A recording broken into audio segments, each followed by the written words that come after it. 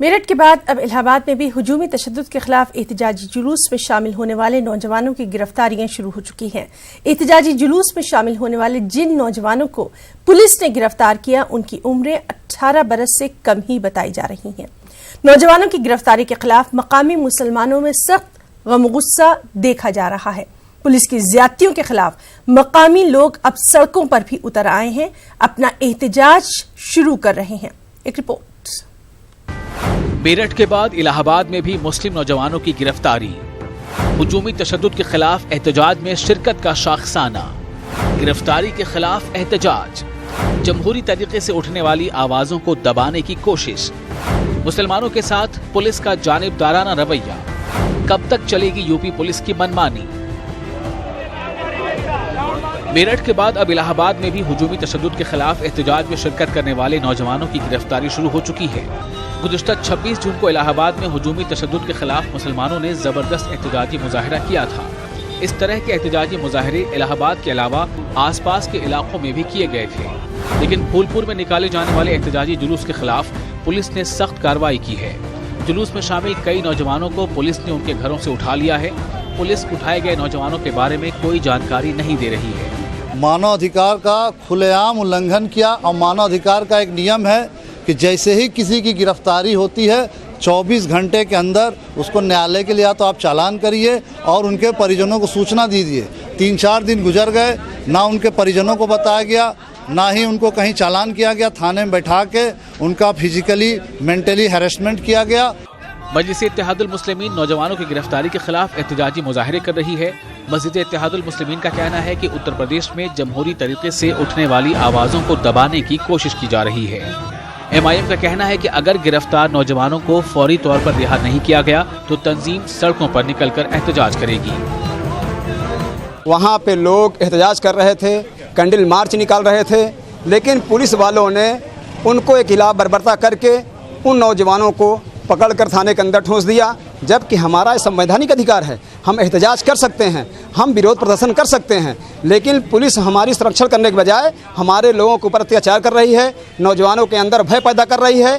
तो इसका all India Majlis-e-Ittehadul मुस्लिमीन पुरजोर तरीके से विरोध करती है, मसम्मत करती है और हम इसकी लड़ाई सड़क से लेकर संसद तक लड़ेंगे इंशाअल्लाह ताला। जो भी इस तरह की पहली बात तो मॉब लिंचिंग पूरे हिंदुस्तान में बंद की जाए, और अगर मॉब लिंचिंग के ऊपर कोई आक्रोश और विरोध हो रहा है तो उसको जो दबाने का काम जो किया जा रहा है वो संविधान के एकदम खिलाफ है और इसको जो है MIM पार्टी बर्दाश्त नहीं करेगी। इसके खिलाफ हम सड़कों पर बाकायदा जो है धरना प्रदर्शन करेंगे। ये हमारा जो है यहाँ का संविधान प्रदत्त अधिकार है जिसको जो है कोई रोक नहीं सकता है। मकामी मुसलमानों की दलील है कि जमहूरी तरीके से एहतजाज करना इनका आईनी हक है। लोगों का इल्जाम है कि रियासती हुकूमत पुलिस के जरिए जमहूरी आवाज दबाने की कोशिश कर रही है। न्यूज़ 18 उर्दू के लिए इलाहाबाद से मुश्ताक आमिर की रिपोर्ट। हुजूमी तशद्दुद के खिलाफ जलसे के इनेकाद और वापस लौट रहे मुजाहिरीन पर पुलिस के लाठीचार्ज के बाद बेकसूर मुस्लिम नौजवानों की गिरफ्तारियों के खिलाफ आज जमीयतुल उलमा हिंद के एक वफ्द ने पुलिस के आला अफसरान से मुलाकात की। जमीयतुल उलमा हिंद के कौमी सेक्रेटरी हकीमुद्दीन कासमी ने ADG और SSP मेरठ से मुलाकात करके बेकसूर मुस्लिम नौजवानों को छोड़ने का मुतालबा किया। आज मेरठ में न्यूज़ 18 उर्दू से खास बातचीत में हकीमुद्दीन कासमी ने कहा कि जेल में बंद मुस्लिम नौजवानों की कानूनी मदद करने के सिलसिले में जमीयत कानूनी चाराजोई कर रही है। जिस तरह से पुलिस ने जो है कार्रवाई जारी रखी है, गिरफ्तारियां हो रही हैं, तो क्या इस सिलसिले में जमीयत अपनी तरफ से क्या कोशिशें कर रही है? किन से आज आपकी मुलाकात हुई और क्या सिलसिला रहा? कहीं भी ये चीज़ नज़र नहीं आई कि किसी ने किसी दुकान पे हमला किया हो, किसी ने किसी के ऊपर कोई अटैक किया हो। लोग आए, जाहिर आए हैं तो जाएंगे, जब आए थे तो वो जा रहे थे, तो जाते हुए लोगों के साथ छेड़खानी हुई और फिर उसके साथ पुलिस ने बर्बरियत का मुजाहरा किया। फिर अंधाधुंध गिरफ्तारियां हो रही हैं। ऐसा मालूम हुआ है कि 3000 लोग अज्ञात में हैं और 60-70 लोग अब तक गिरफ़्तार किए जा चुके हैं। 100 के करीब लोगों के नामजद हैं। तो आज जमीयत उलमा का डेलीगेशन जो एक बड़ा वफ्द था, सब जिम्मेदार हजरात जमा थे। ADG साहब से मुलाकात हुई, बहुत संजीदगी के साथ उन्होंने बातें सुनी हैं, उनको मेमोरेंडम दिया गया।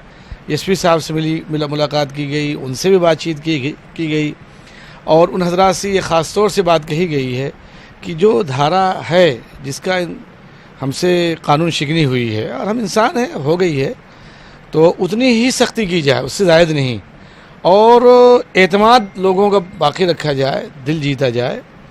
तो उन हज़रात ने इत्मीनान तो दिलाया है, मेमोरेंडम भी दिया है।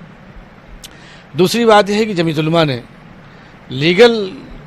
लीगली तौर पर पूरी तरह से तैयार है, हम मैदान में हैं, इंशाअल्लाह एक एक की लड़ाई लड़ी जाएगी और जहाँ तक मुमकिन हो सकेगा एक एक मज़लूम की मदद करेंगे हर तरह से।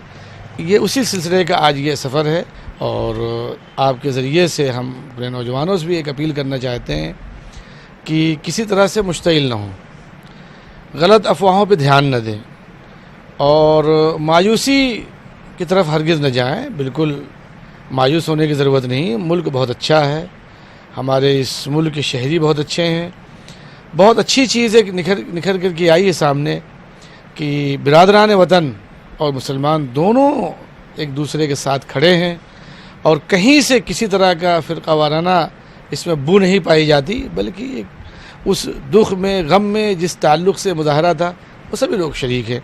तो हम अपने नौजवानों से भी ये कहेंगे कि आप अपने आप को तन्हा न महसूस करें। ये भी सामने आ रहा है कि मुखबरी की बुनियाद पे उन लोगों के भी नाम लिख दिए गए जो कि यहाँ मौजूद ही नहीं थे। तो इसमें पुलिस की जो एक लापरवाही सामने आई और इतनी बड़ी तादाद में गिरफ्तारियाँ की गई हैं, उसको लेकर कुछ एक्शन है? जो लोग नहीं थे नाम आ गया तो एसपी साहब ने कहा हमने 6 लोगों को उसमें से निकाल दिया है और जो लोग ऐसे हैं उनकी निशानदेही करिए, हम उनको निकाल देंगे। अब पुलिस की ज़्यादतियाँ और कमज़ोरियाँ जो हैं इस सिलसिले में हमारा लीगल सेल वो जायज़ा लेगा और वो काम करेगा उस पर इंशाअल्लाह। यूपी में हुजूमी तशद्दुद के वाक़यात हैं कि थमने का नाम नहीं ले रहे। ऐसा लगता है कि शरपसंद अनासिर को अब कानून का कोई डर ही नहीं है। कुछ वाक़यात ऐसे भी पेश आए हैं जहां पुलिस खामोश तमाशाई ही बनी रही और गुंडे थे कि कानून की खुलेआम धज्जियां उड़ाते रहे। खास रिपोर्ट।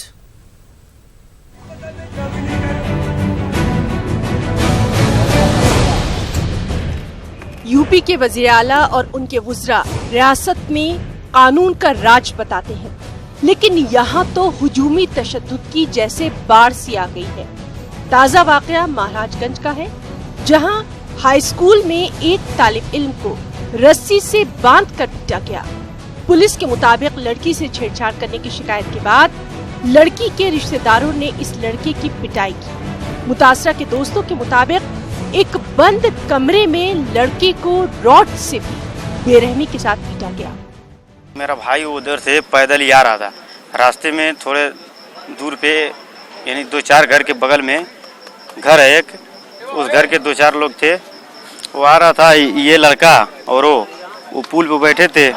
वो लड़के की क्या, इस लड़के को क्या किए, बगल कर दिए, अंदर 2-4 झापड़ मार के उसको पकड़ के लेकर गए। उसको इतना मारे हैं सबकी वीडियो भी है मेरे पास, और रस्सी से पैर भी बांध के, हाथ भी बांध के। मौके पर जानकारी होने पर पुलिस पहुंची है। जानकारी की घटना के बारे में दोनों पक्षों से बात की गई है। अभी कोई पक्ष कोई तहरीर देने को तैयार नहीं है। मौके पर निगाह रखी जा रही है, जिस तरह से तहरीर दी है उस तरह से। वहीं जौनपुर जिले में एक मर्तबा फिर लाइव पिटाई का एक वीडियो वायरल हो गया। 2 अलग अलग वाकयात हैं। इनमें से पहला जाफराबाद थाने के धनेजा गांव का है, जहां पड़ोसी ने खातून को लाठी से पीटकर जख्मी कर दिया। वहीं दूसरे वाकये में गांव वालों ने चोरों के कपड़े उतारकर उनकी बेरहमी के साथ पिटाई की। सराय खालसा में ये 5/6 की रात्रि में यूनियन बैंक का ग्राहक सेवा केंद्र था, जिस पर चोरी का अटेम्प्ट करते हुए 3 लोगों को पुलिस की जानकारी में जो आया है कि गांव वालों ने पकड़ लिया। शोर मचाने पर एक आदमी उसमें से पकड़ा गया, फिर बाकी को भी गांव वालों ने जानकारी करके पकड़ा और उनके साथ मारपीट की गई। इस संबंध में चोरी करने का भी जो तहरीर है वो प्राप्त हुई है और मारपीट करने का जो एक वीडियो है वो भी सामने आया है। दोनों प्रकरणों का संज्ञान लेते हुए जो भी इसमें विधिक कार्रवाई है वो सुनिश्चित। कानपुर में भी एक ऐसा ही वाकया पेश आया, जहां एक शख्स को खातून से छेड़छाड़ भारी पड़ गई। खातून ने इस लड़की की सरेआम पिटाई कर डाली। एंटी रोमियो पुलिस के सामने खातून ने कानून को अपने हाथ में लिया। सवाल ये है कि आखिर शरपसंद अनासिर को कानून का डर क्यों नहीं है, और दूसरा सवाल कि पुलिस क्यों तमाशाई बनी हुई है। हुजूमी तशद्दुद के बढ़ते वाकयात से भी यूपी हुकूमत की पेशानी पर शिकन तक नहीं। Bureau report, news 18। और अब एक सुकून देने वाली खबर भी। खाकी वर्दी का खौफ जग जाहिर है, मगर खाकी वर्दी में एक नर्म दिल भी धड़कता है। जी हाँ, हम बात कर रहे हैं गाजियाबाद के एसएसपी सुधीर कुमार की। सुधीर कुमार से एक मासूम के आंसू नहीं देखे गए। उन्होंने बच्चे की पढ़ाई के खर्च की पूरी जिम्मेदारी उठाई। दरअसल इस बच्चे की वालिदा लापता हैं और बाप ने बच्चे की पढ़ाई छुड़वा दी है, जिसके बाद एसएसपी सुधीर कुमार ने इस बच्चे की तालीम की जिम्मेदारी उठा ली है। ठीक है ना? तुम परेशान मत हो, कल हमारे पास आ जाओ। अच्छा 10 बजे आ जाओ, कल तुम्हें मुझसे कहाँ करते हैं। अच्छा ठीक, फीस कपड़े सब बनवा के देख कर आओ, ठीक है ना? देखिए, एक बच्चा अभी आया था मेरे पास और इसकी मदर चली गई है, उसका मुकदमा भी कायम है और उसकी तलाश की जा रही है, टीम लगाई गई है। और कल फिर बच्चे को बताया, उसने बताया कि स्कूल उसका छूट गया। कल मैं बताया उसका स्कूल में एडमिशन कराएंगे और जो उसकी मदद होगी, जब तक उसकी मदद नहीं आ जाती तब तक उसकी पूरी। कांवड़ यात्रा की निस्बत सावन महीने में महाशिवरात्रि के मौके पर शिव मंदिर में गंगा जल चढ़ाने से है। श्रावण त्योहार की शुरुआत के साथ ही कांवड़िये कंधों पर कांवड़ रखकर हरिद्वार से गंगा जल लाने निकल पड़ते हैं। कांवड़ियों के कंधों पर नजर आने वाले इन कांवड़ को तैयार करने वाले कई मुस्लिम खानदान मेरठ में मौजूद है, जो कि आज भी पूरे अकीदत और एहतराम के साथ अपने पेशे को अंजाम देते हुए आपसी समाजी जरूरत और मोहब्बत की मिसाल पेश कर रहे हैं। आज रिपोर्ट। मोहम्मद यूनिस और मोहम्मद सुहेल के अलावा मेरठ में कई मुस्लिम कारीगर हिंदू अकीदतमंदों के लिए कांवड़ तैयार करने के पेशे से बरसों से वाबस्ता हैं। इन मुस्लिम कारीगरों के लिए ये कारोबार के साथ अकीदत और एक दूसरे की समाजी जरूरत से जुड़ा पहलू भी है।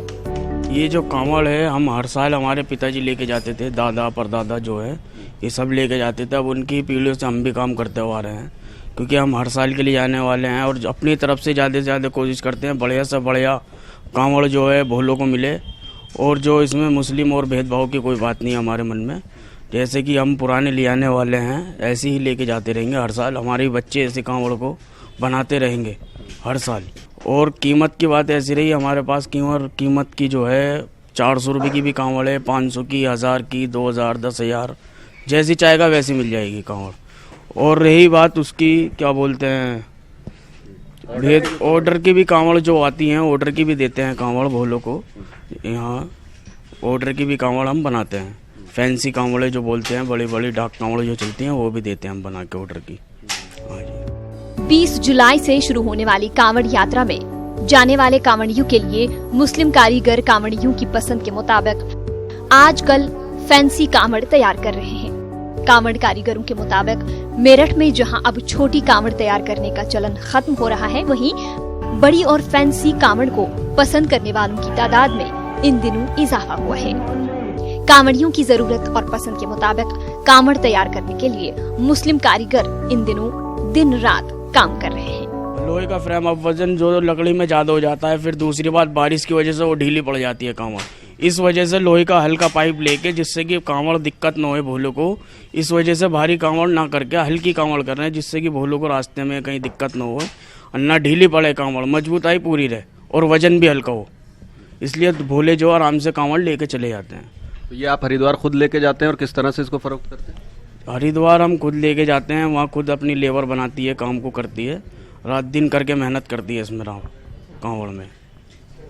कारोबारी तकाज़ों से अलग जो मेरठ के मुस्लिम कारीगर हैं, वो एक अक़ीदत के साथ भी इस काम को अंजाम दे रहे हैं और हमारे समाज में, हिंदुस्तान में जो गंगा जमनी तहज़ीब की यही खूबसूरती हमें नज़र आती है। कैमरा पर्सन अभिषेक शर्मा के साथ तंजीर अंसार, न्यूज़ 18 उर्दू, मेरठ।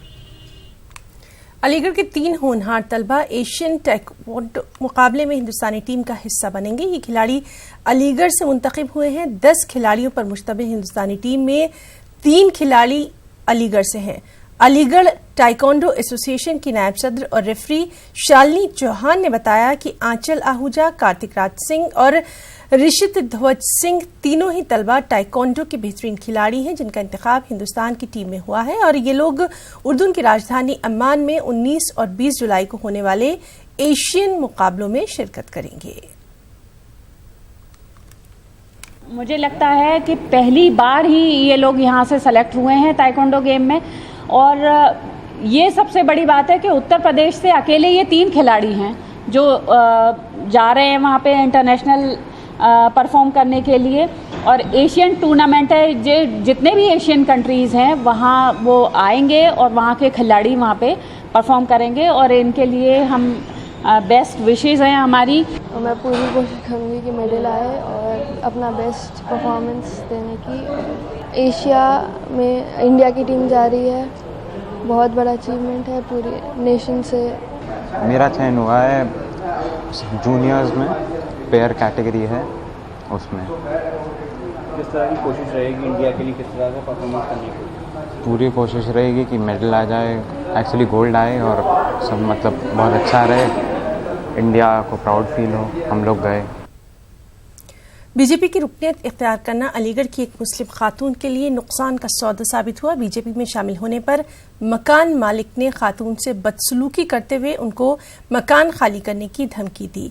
मुतासरा की शिकायत पुलिस तक पहुंची। पुलिस ने इन फाइल करते हुए तफ्तीश शुरू कर दी है। गुज़िश्ता रोज बीजेपी लीडरों की मौजूदगी में बड़ी तादाद में लोगों ने बीजेपी की रुकनियत हासिल की थी, जिस पर अलीगढ़ की गुलसिताना भी शामिल थी। उनकी रुकनियत इख्तियार करने की खबर पर मकान खाली करने की धमकी दी गई, जिससे दिलबर्दाश्ता होकर मुतासरा ने पुलिस में तहरीर दी और पुलिस अब इस पर कार्रवाई कर रही है।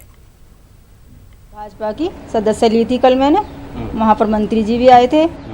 हाँ, और वहाँ पर हमारे पेपर देखा हमारा, तो वहाँ पर हमारे मकान मालिक ने सुबह को हमारी आके बदतमीजी करी कि तुम वहाँ पर जा रही हो, ये हिंदुओं के साथ बदतमीजी करवा रही हो, ये कर रही हो और तुम हमारा मकान खाली कर दीजिए, मकान खाली करो यहाँ से और लिख लो, अभी के अभी लिख लो। हम 2-3 किराएदार हैं इसमें, तो सबकी बदतमीजी करी और सबको निकाल रही थी। तो अभी तक हमने अपनी तफ्तीश की है, उस एक पॉलिटिकल पार्टी की जिसकी सदस्यता ली है उसको लेकर के भी कुछ कहासुनी हुई है, जो अभी तक प्रथम दृष्टया हमको पता लगा है। तो उसी के तहत में हम जो है सलमान में और उसके खिलाफ भी कार्रवाई कर रहे हैं। 323 है, 504। रुकना जाएंगे एक ब्रेक के लिए।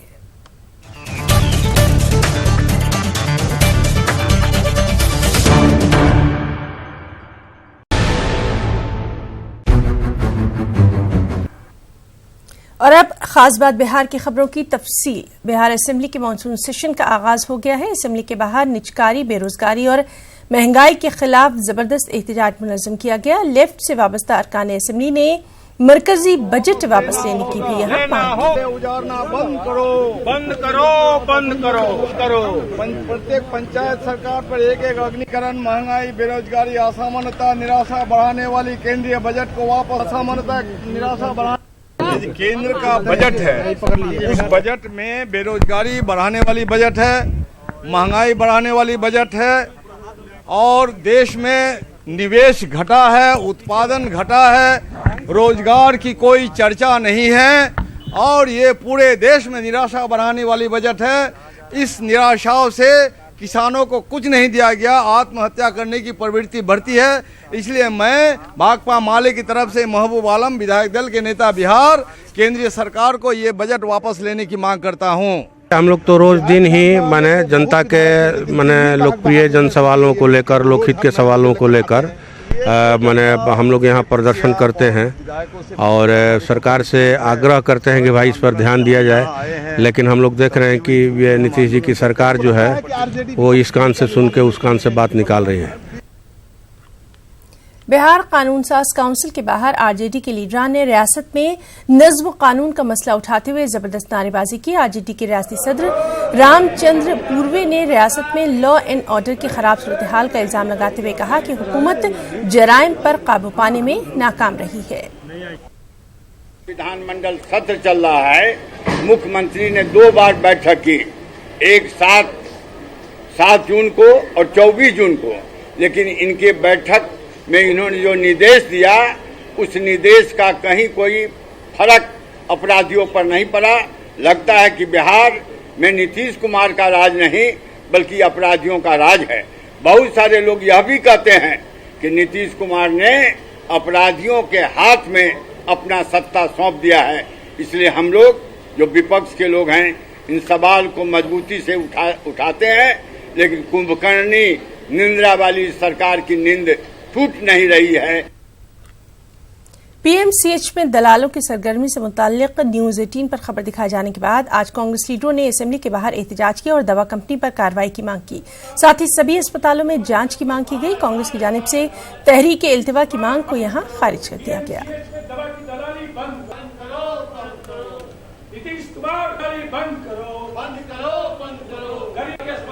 पीएमसीएच में जो धंधा 3 दिन से जो स्ट्राइक था, ये अपने आप एक बड़ा अपराध और भ्रष्टाचार है कि एक एचओडी सरकार के मान्यता प्राप्त दवा कंपनियों की दवा लेने से मना कर रहा है मरीज को। डॉक्टरों को कहता है ये लिखोगे तो तुमको परीक्षा में फेल कर देंगे, और बाद में उस एचओडी को हटाकर एक तरह से सरकार ने स्वीकार कर लिया कि ये धंधा पीएमसीएच में चल रहा था, और एक निजी दवा कंपनी के दवा को बार बार लिख रहा है। उतना ही नहीं, उसके एमआर को पीएमसीएच में एक चेम्बर दे रखा है, वो डॉक्टरों की पर्ची चेक करता है कि हमारी कंपनी का दवा है कि नहीं है। नहीं उसकी दवा है तो बाकी दवा लिखता है तो उसको फाड़ देता है। ये एनआरकी पटना में है। अगर स्वास्थ्य विभाग में ये हालत पीएमसीएच में सरकार के नाक के नीचे, समझ जाइए पूरे बिहार में स्वास्थ्य महकमा का क्या हालत नीतीश जी ने बना के रखा है। असेंबली में आज कब्रिस्तानों की घेराबंदी का भी मामला उठा। सीएम नीतीश कुमार ने इस सवाल का जवाब देते हुए कहा कि पूरे बिहार में वजारत दाखिला ने इस सिलसिले में बाकायदा सर्वे करवाया है। वहीं डीएम और एसपी को भी इस हवाले से इख्तियारात दे दिए गए हैं ताकि मामला जल्द हल हो सके। फिलहाल 8064 कब्रिस्तानों की घेराबंदी का काम चल रहा है। 75% से ज्यादा का काम पूरा हो चुका है। जल्द ही दीगर कब्रिस्तानों की दीवारबंदी भी करवाई जाएगी। कब्रिस्तान की घेराबंदी की योजना हम लोगों ने शुरू की।